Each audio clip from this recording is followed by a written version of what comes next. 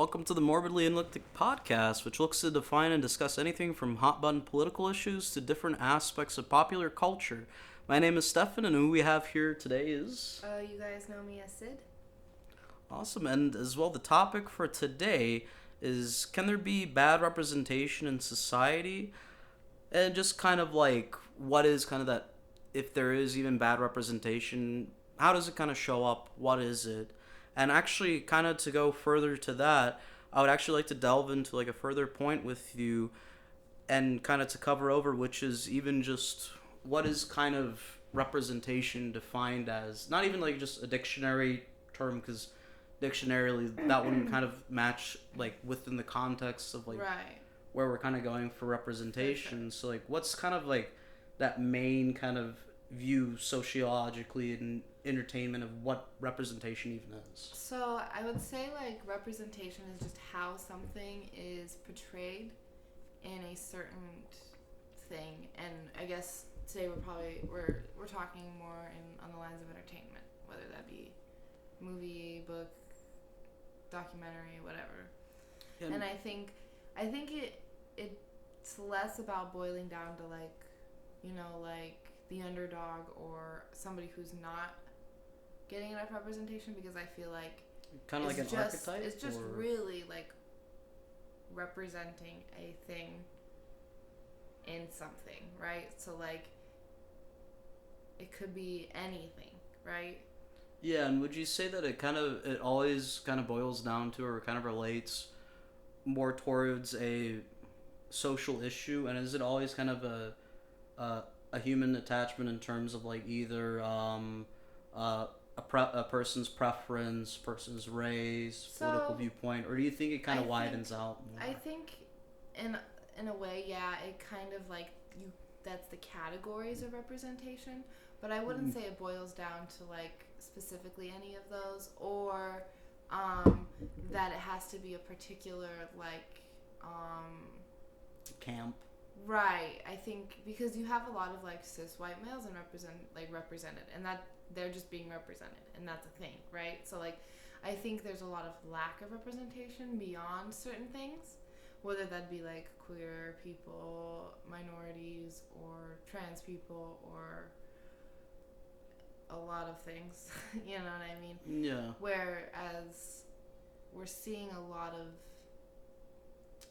the same things over and over again, the same stories being told. Okay.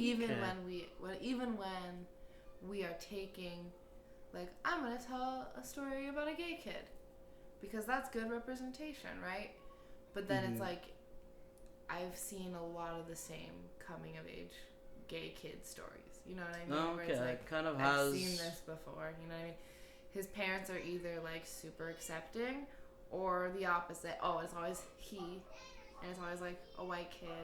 And I really, really believe I can't think of a lot of times that I've seen something where it wasn't the case. You know what I mean? Yeah. And that's just the example I'm thinking of. Yeah, no, that's true. Yeah. And that's where, would you then say it's like it always is kind of related in terms of its representation is kind of like a reflection, or not a reflection, but like kind of a side, a result in terms of kind of societal, like kind of a setup, how society, or like the evolution of culture and the evolution of society that always kind of leads onto the trail. Is that kind of like a response, or kind of like how when somebody's sick there's tells or signs? Yeah, like I totally representation just think it would be reflects one. it, right? So like there was like a few years ago, a lot of people were protesting the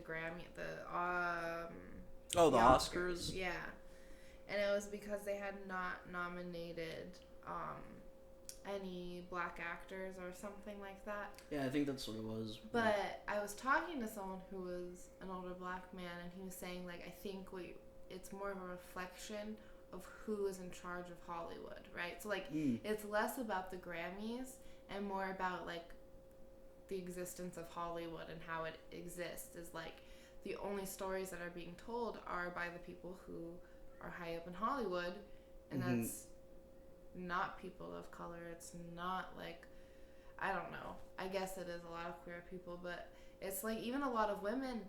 Like I was just watching this thing with Reese Witherspoon and Jennifer Aniston. You have a lot of women within like even like script writing, and then Yeah. also within directing. But usually what happens is it kind of I can't find a better word for the term, but so I'm just gonna say they kind of like not spread out, but like apparate in, and they're just there, but then all of a sudden they evaporate. Yeah. And like for the one Ghostbusters movie, I'm not gonna reference because that was a bad movie, but one of the comedy writers was a woman that she actually did. I forget the other film, the one rom-com film where it was. I think there was a scene on the plane, and it was that really good improv actor. Bridesmaids, yeah, one of the writers for Bridesmaids. I think she either nominated or something there for her writing, and I don't know exactly what's been happening with her recently, where she kind of like just trickled off or something. Yeah, and like that's where I would say like would representation, if it's reactive towards that, so it's kind of just like kind of a reactive kind of point towards our society where we kind of see that end point where it's like, is there also kind of where there's points of change or where you can kind of see where it can change on its own? Yeah. So like I definitely like you. I feel like even in the last 5 years, I would say I've seen a lot more. I will say a lot less casts that are just all white. You know what I mean? Yeah. Or like the director is always the guy who's like, I don't know, we'll just put it whatever will make them happy. I was just reading this thing too that like GLAAD does. They like have like a documentation of all the LGBTQ characters that are MTV of the year, you know? Oh, gotcha. And they it's like this many gay characters, this many lesbian, bi, and they just go through all the letters and stuff. Yeah. And as far as like trans characters, I'll say this is just something I recently learned. Like, yeah, they're both like trans women and trans women are like really lowly represented, but like trans women by the numbers are way less represented than trans women in film. And that's also very interesting. Yeah, no, that's also like an interesting point. And I also saw as well when you were mentioning where it was the GLAAD website, they kind of like numbered down all the parts there and kind of going through, because that's actually an interesting point where, because I think we kind of got like generally what representation can kind of be in our society, how it kind of operates. Right. So do you think probably some more points? I feel like we could talk about that more, like, because I think like it definitely like is in a better place, but I think something to add is like we have a lot of forced diversity, and that kind of like I was about to segue to that. You're going to okay, cool, because I didn't even think that like that's where I was going, because I was like, like that really is. I've seen like so many times where I'm like, I was gonna reference actually was the when you were saying the GLAAD article. Yeah. An interesting point where I found there where I don't know how to think of it, but I think that there is something that could kind of be picked apart there where it's like, yeah, that is kind of odd. Is like they were marking down and categorizing every single of this actor of this type. Would that be characters, that but like the characters. Yeah. Like, but like every character they would mark down and find every point, and then they would kind of put that as like the representation. And would that be somewhat like not a resemblance or like? Ooh. Would that be something connected with forced diversity, or is that even a forced diversity topic? I don't think that is, because they're just kind of like marketing what is being represented, and they're not really commenting if it's good or bad or anything. But I wonder if it's like, because I have a lot of characters from like they're bi, and they've never said the word bi. But they've slept with men and women, or flirted with men and women. It's not canon, or like, you know, a lot of shows really hint at it, but don't say it. Shit. So I feel like that might be putting like it might force. For example, like, and I feel like if we're gonna talk about good or bad representation, yeah, because I was thinking. I think a good segue into it for me would to bring up, and I don't think it's bad representation. I think it's very good representation. Is Buffy has a, which this is the controversial part though, is they have a gay character, Willow. Yeah. But I think it's by erasure to say that she's gay, to say she's a lesbian. You see, and that's for because sorry, I'm not trying to.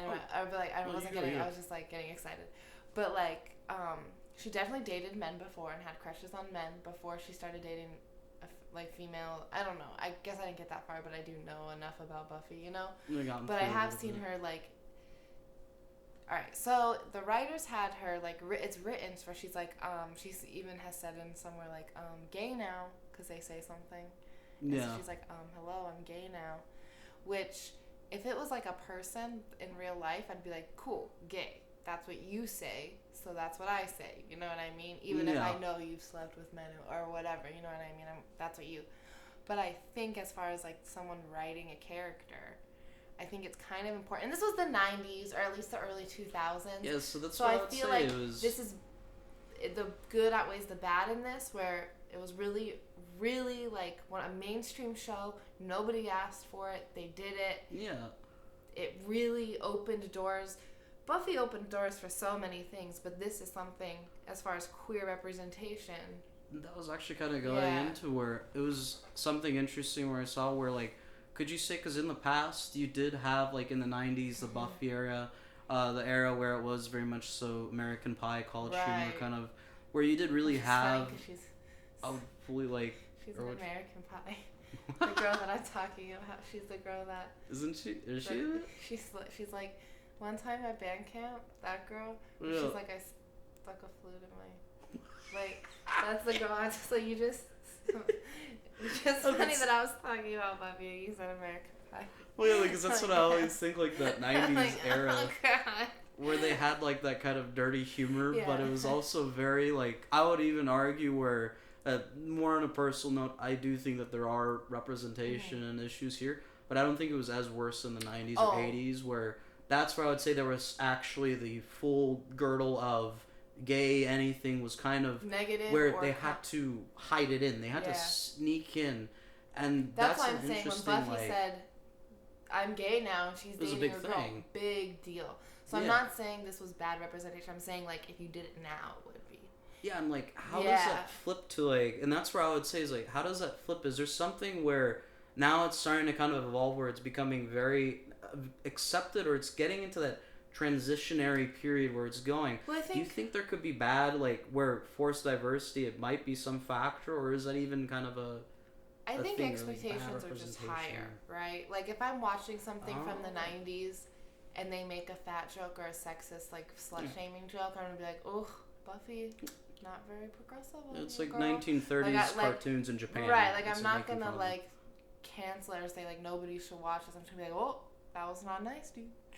Because it's just a different time. Like I like, but or like even like if I watch Friends, like they make fat or slut shaming jokes or bad gay jokes. Yeah. Cool, but I think like just like a lot of jokes wouldn't fly, you know, today as they do then. Like I think a lot of like things are just now cliche, right? Like I've seen the gay kid experiment with his sexuality with a bully, you know what I mean, that like bullied him, and then he's gay too, and then I've seen his parents be really accepting, you know what I mean. I want to see more, you know what I mean. How would you kind of consider that? Would that be just a general like representation, or is there kind of a monarch you can put of that is bad or that's good? Like is that bad I guess or good? It's for sure probably opinion, right? I think there's definitely things that could be like majority like agree that was bad representation, you know what I mean?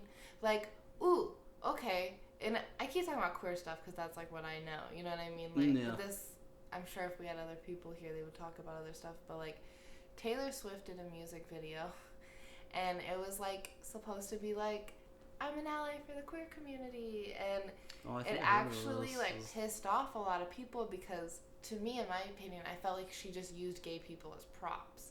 Like she was like, look at all these gay people that I hang out with, and it was like it was queer celebrities, and I just felt like too it was like you got all these celebrities in a music video so everyone would watch, but I'm like, again, I feel like you did it to make gay people, to get money off of gay people and use them as props. Like that could actually be good. We're going into like if that's a very or where you'd say it is an obvious point like where pandering. It is a pandering almost, and like developing into that. What do you think really caused that reason why that would be kind of a would you say like forced diversity or bad representation? Here's what I would say with that. I think I actually like this example because like And we're gonna talk about Taylor Swift's music video.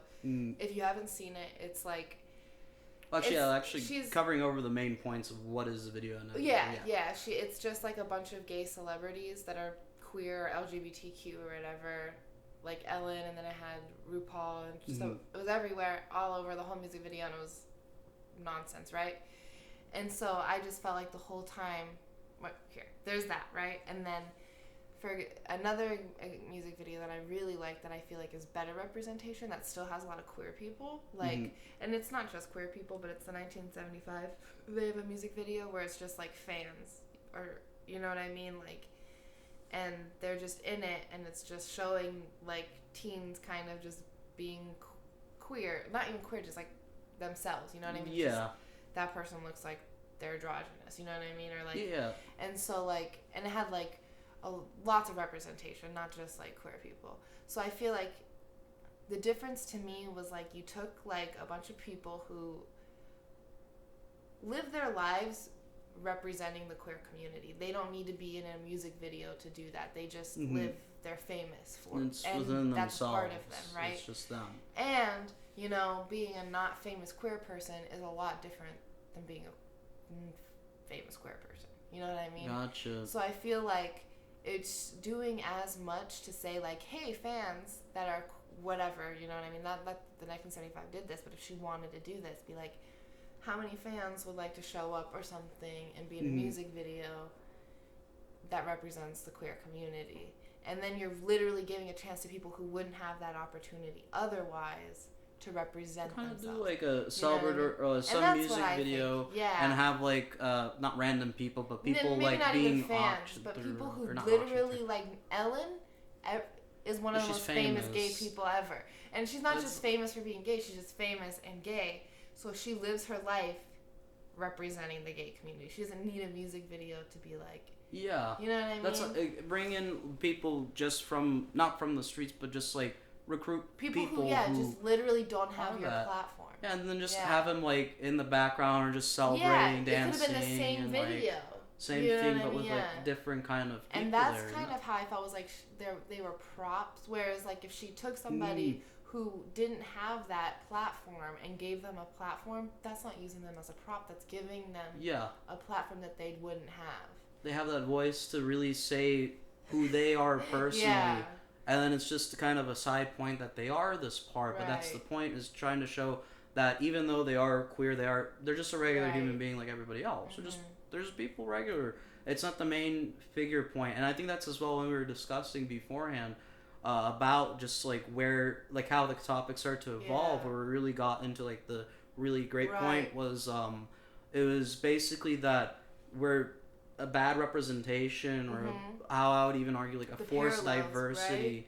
The main thing that really pushes that ahead was it's always an ingenuine, where the main point that's plastered across the entire person is, I'm gay! Right, and that's look at me, I'm gay! We got all the gays here! Love us! Where real good representation doesn't come from, I'm gay! It's about being more, a person. Yeah.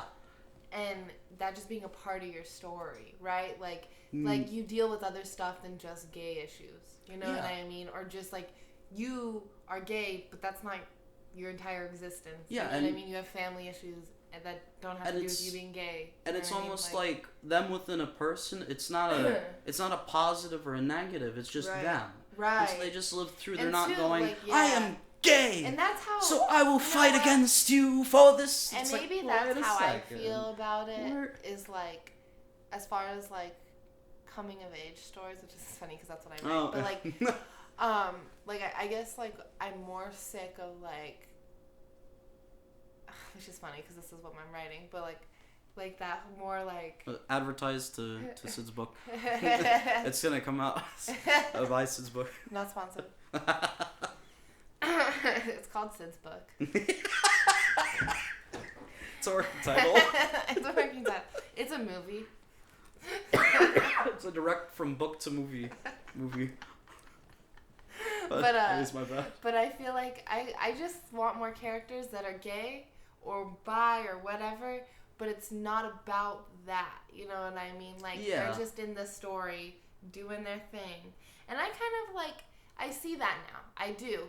but also I don't want you to like not really talk about it. You know what I mean? Gotcha. Like I don't hear the words bi enough in TV shows. Nobody's bi. They just swing both ways, or nobody talks. They're just they're just a slut and they sleep with anyone. That's also an interesting point to kind of go into. I feel like. Oh, go ahead. Yeah. Sorry. And actually, that would be an interesting point. Is like, because we were talking, and like I think we're kind of getting down to like kind of the bedrock of like where the kind of the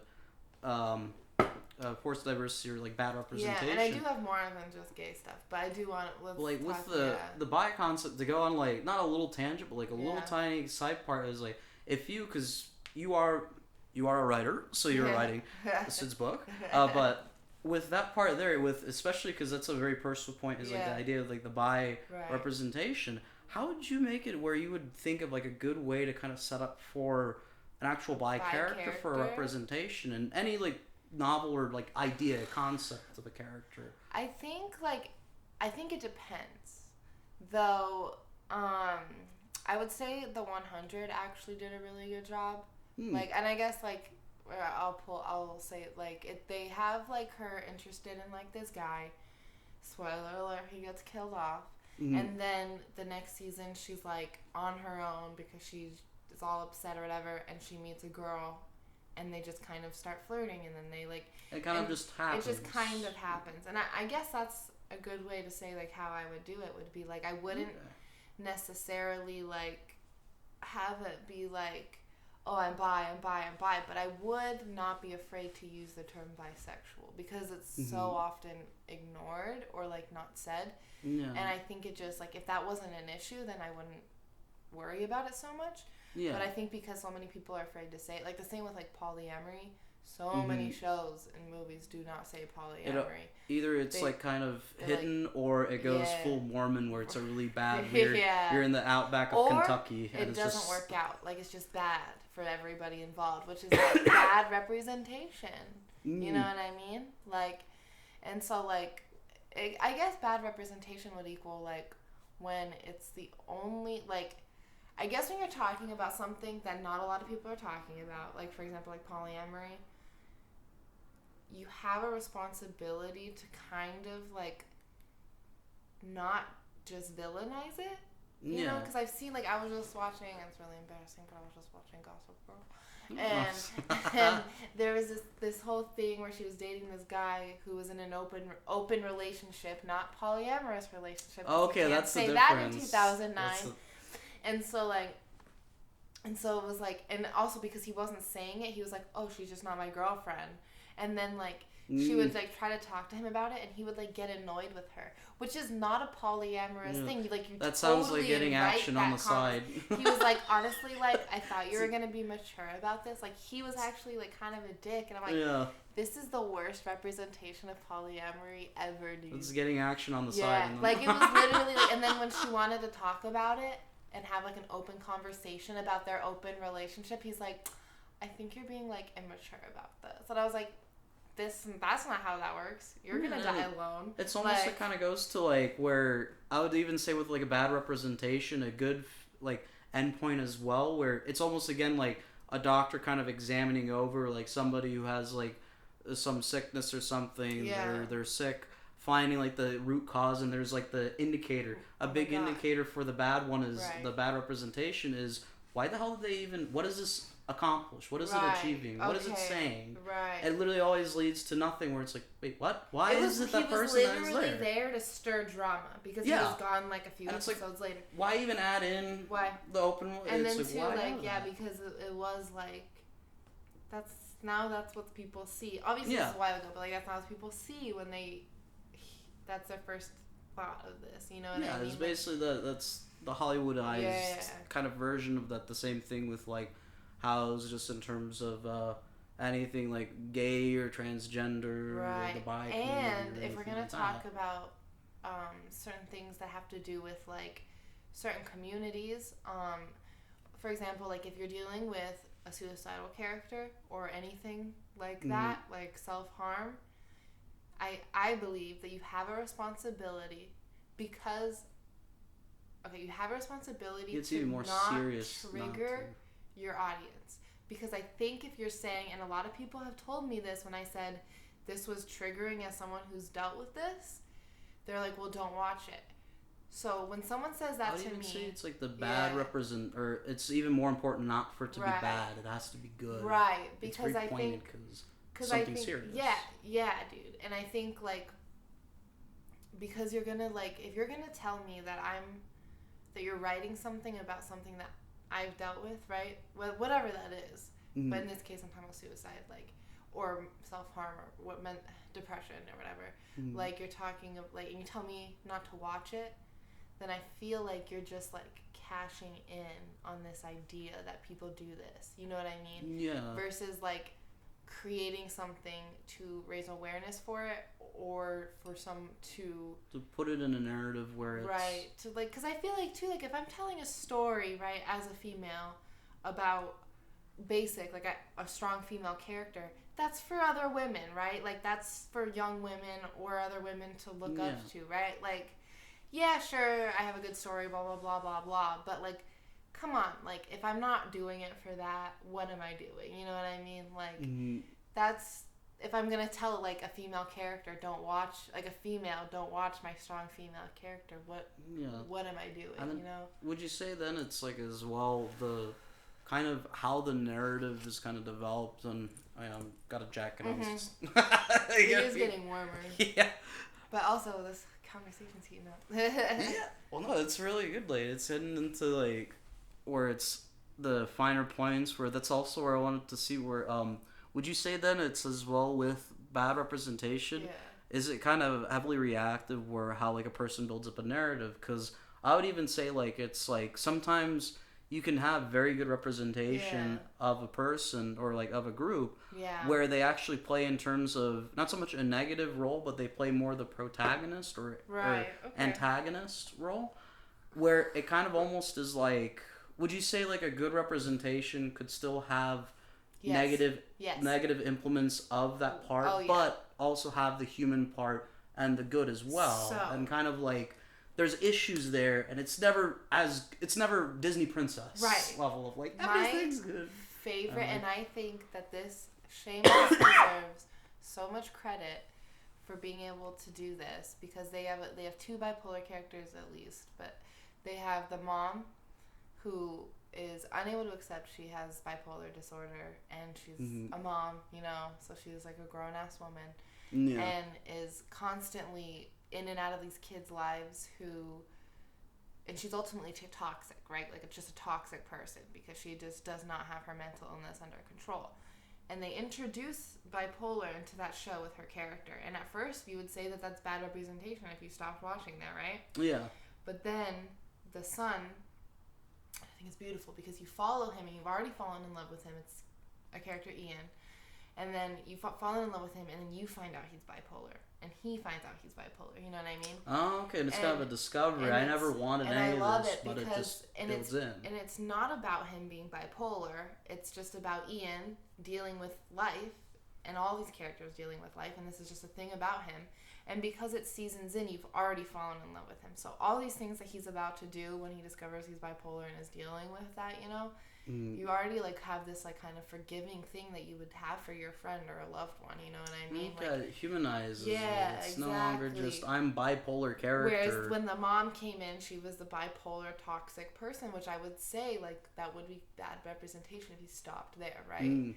But then Ian kind of ultimately accepts that he has bipolar disorder, and then ultimately, like, at least when I stopped watching, was like in a good place, you know, like kind of rocky, but like, and I did stop watching the show, so quote, like, it was like, I don't know what season, but give me a break if he gets back into it. But like, and I just think throughout it, like, it's beautiful that you have these two characters, one person who doesn't accept their, and you have the ugly in both of these characters, and honestly the good in both of these characters. Yeah, it's a mix between. Yeah, but you ultimately, like, you see it from, like, you don't have a lot of sympathy for Monica the mom because she's introduced as this toxic person, you know what I mean? But once Ian starts doing this, you have so much sympathy, and it is bad and ugly, but you know he's you saw with like, it's just really good at showing like what you were saying was like, you can talk about the ugly, like, because it was like, you're like, he's cheating on his boyfriend, he fucking kidnapped, nice, like, but... he did bad stuff, you know what I mean?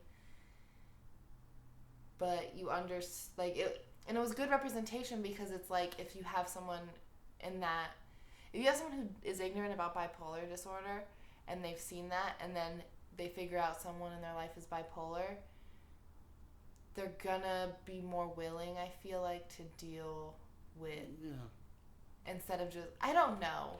I feel like it's just educating, right? Yeah, I think where it went like really positively was basically it was showing a negative side, but not as a negative side as a damning trait, but rather as something that is a part that this person has to live with. Right. And there's kind of that relation. They know more now. Right. Yeah, and it was just having to figure out. And I think that's also the big thing where, like, or if it was also kind of the same way, if there's like, if it's on the same page with, like, the idea is just that it's not so much, it's like a plastered on part. Right. And it's rather almost a thing that's just a part of them that they're just living in life with, and trying to figure it out, because nobody's 100% like, even with me, or just being just straight and everything like that, I'm not 100% knowledgeable of everything of being straight. I'm still figuring it out on my own. I gotta figure out like stuff, and I'm pretty sure it's as well with other people of different preferences or anything like that, religions. It's always trying to figure out and know what's going on. Because people are always changing and growing. Like, we're always, like, if luckily, you know, if we're lucky, we're growing, right? Like, we keep changing, you know what I mean? Like, that's true. I feel like a lot of people are like, I'm set in my ways. Actually, just 1 second as well. We're going to take a small break here, but we'll be back. Well, actually, literally back in like a few seconds for the audience. Hello, we're back from our little break here.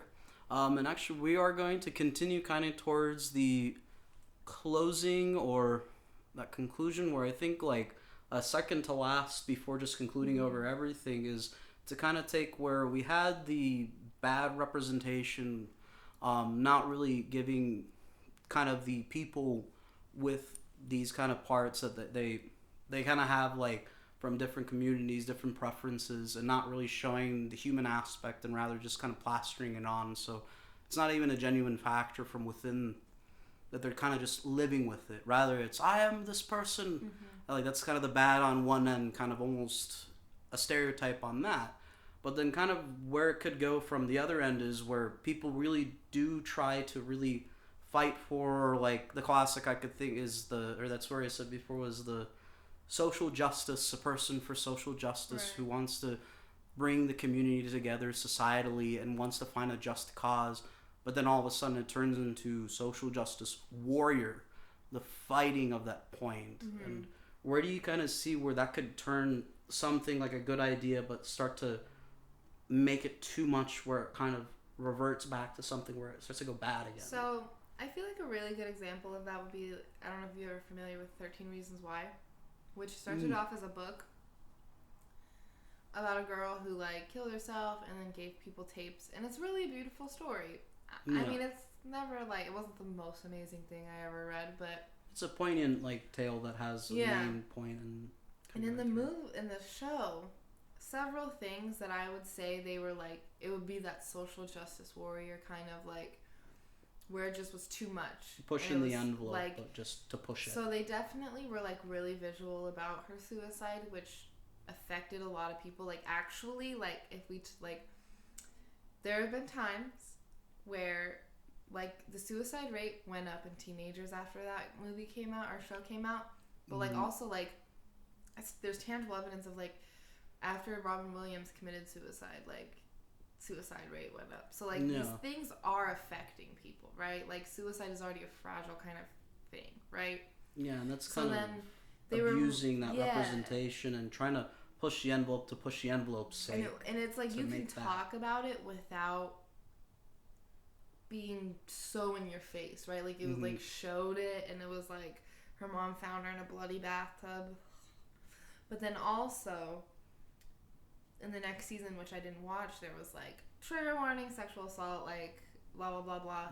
There was like a rape scene where like they literally like the actor said it affected him, like they like these kids in the bathroom like broke a broomstick and raped this kid with it, and they like showed a bloody broomstick. That's too much. That's literally too much. That's something that would be in like not Schindler's List. When that wasn't in the book because there was no second season, there was no second book. Yeah. You made that up. You were told that was too much the first season, and then the second season you did it again. You know what I mean? And that's where I think where it goes into bad representation is, again, they're pushing that envelope, and they want to absolute it and make it like as serious can be. Right. But they're losing context of even the show, or more importantly, like kind of the surrounding cast and kind of how it was built up. And they're just wanting to shoehorn it in kind of for those views, and we got to keep our moniker. Shock value. Yeah, we got to keep our show. That's the worst thing to have shock value for. One thing when it's Game of Thrones and it's all fantasy, and there's already this kind of disconnect. Even in like medieval times, or like for example, if there was a show about the the Soviet occupation of Germany in World War, I would be surprised. We know what's going into it. It's going to be horrible to watch, but that's the point. It was built from that to really delve into and the issues of that, and like all Plus, there is this disconnect because it's not like people who like are in your shoes, right? Like you're not a part of that story. Yeah. So when you have something like this where it's like there's gay kids, there's suicidal kids, don't put that much especially like high school drama. Yeah. The main point is the high school drama, especially and the social. when you're dealing with something that it's a young adult fiction is what it is. Is like it was a young adult book. You made it into a show. You got bad reviews on this thing, and then the next thing you did it again. You know. Yeah. Like that's where I could say it's like a good like idea even for like a modern day would be something like somewhere like in South America where horrible like gang violence and actual like the killings of people and shit where it's gruesome, but to try to make raise awareness. A movie about that and showing that gratuity, but the reason why is it builds up to kind of and I guess there's a very definitely important like point there. A reason to do these things, right? Yeah. But I think the reasoning is lost in certain topics, and like when we're talking about suicide or just like discovering your sexuality, is it necessary, right? Like and I would say no, it's not, right? Yeah, it kind of wraps back to where it was basically like a point of thinking where it's like, okay, well, wait, why did they even do it to that degree? Right. What was the reason for that? And like except for shock value. Yeah. I guess it's like about shock value, or like if there's an example like that where we're talking about war. We're talking about how bad it was for people who experienced this.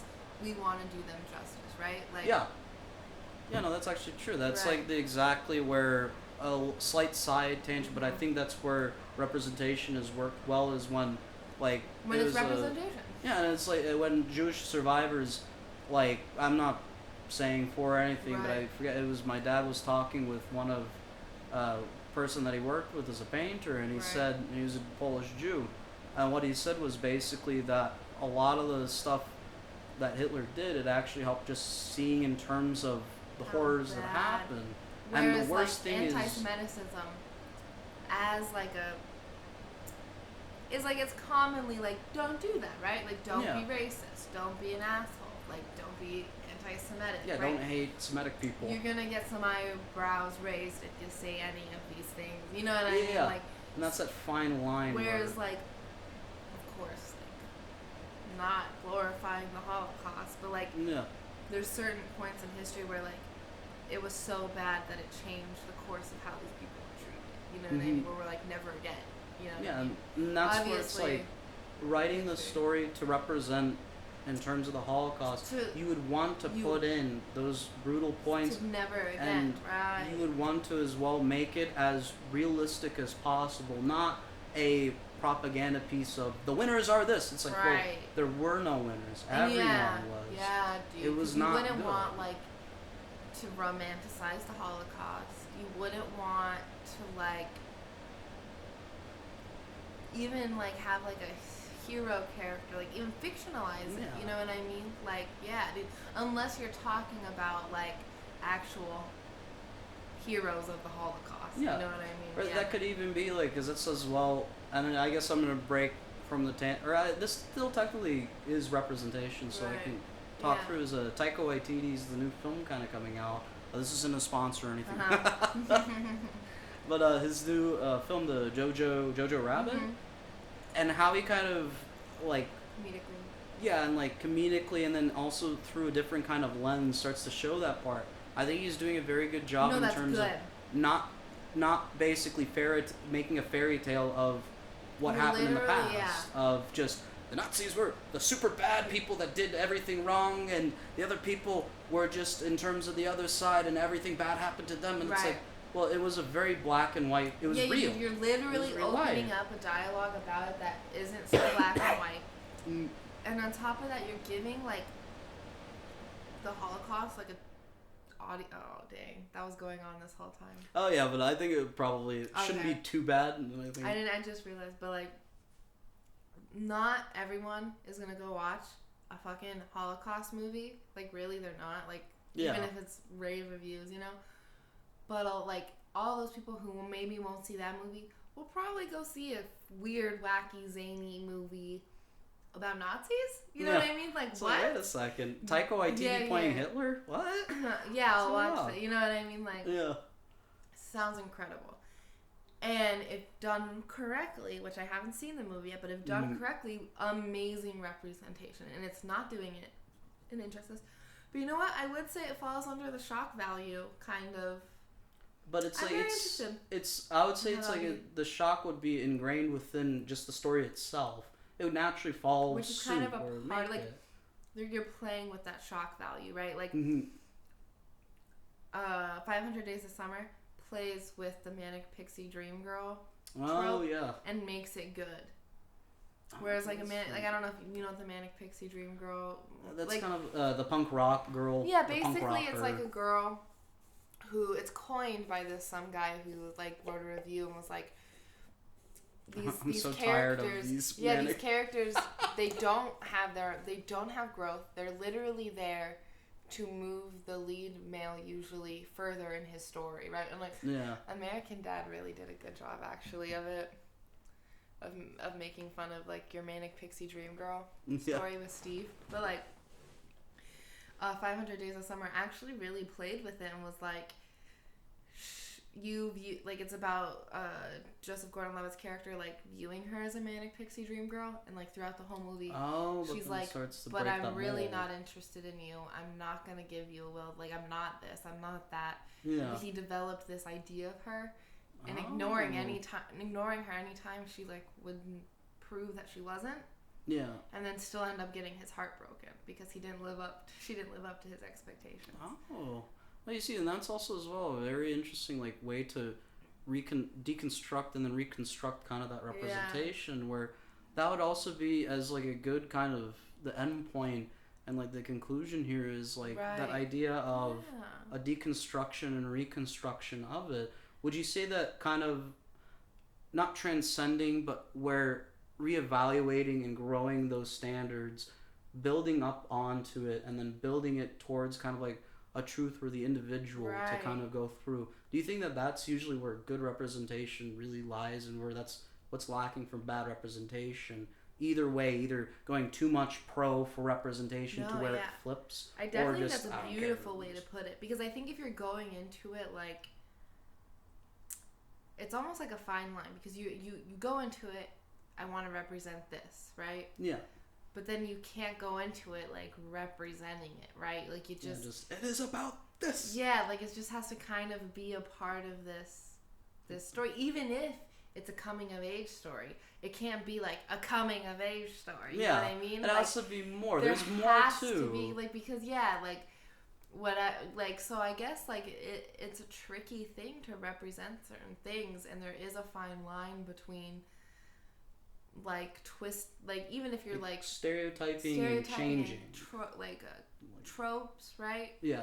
But you can play with these tropes and like find new ways to represent a female character, a gay character, a sassy gay character, you know what I mean? Like, you can still have these tropes, but there has to be like, you just have to give it your own little twist, right? Like, I think as well, that's where you were saying a lot, where I think that's also striking true as well, was you kept on saying, like, just kind of like, we've seen this, I've already seen this, I'm tired of this, why are they always doing the same thing? Right. It's like, and I think that's kind of the point, is like, or it's the mold is becoming too constraining of that idea. So finally it's like, well, we got to reevaluate it and see where they're, and I think it's like when there's some truth to it, you can't really ignore the negative or the positive. Right. Both of them, that kind of have to go in to make that new mold, to build that representation to a better one, where it's like, oh shit, it involves a lot, rather than just going, just to put it as like, I'm the gay character, I'm always right, and you're so wrong, you need to believe in me, or the exact opposite of, I'm gay, I'm gonna fuck everyone. It's like, whoa. Or like, there's just, and there's really so much and so many tropes that, like, yes, there's truth in this, right? Like, gay people often aren't accepted by everybody, right? Like, but like, and like if you have like a sassy gay character, I'm not saying don't write a sassy gay man. I'm saying give him something more than being a sassy gay man, you know? That already got discovered. Something that we haven't seen before, too. Like, there's sassy gay men exist, right? These tropes exist in real life because they're, like you said, there's truth in these things, right? Yeah. That's why someone wrote about it before, but like, it is that mold that's so already there that people just, there's not enough straying from these things, that like it is the same thing over and over. And just kind of starts to add through. And actually, I would say with that was actually a very poignant point, like the nice ribbon or the bow on top to kind of end the conversation here. I would say, other than that though, Shaina, it's been a pleasure. Do you have anything else that you would like to say? Anything about life or anything, just to our two viewers, Onion and Onion and who's the other? Turnip and what was it? Tony. There we go. Turnip we can't. Greg and Tony, because that's what I found out. Greg is an Esion. I was like, oh fuck, we got Onion as a viewer. Is there anything you would like to say to our two viewers watching? Thank you for listening. This was a lot of fun. Awesome. I'm very bad at signing out. Me too as well, but it's been a pleasure, and thank you guys for watching.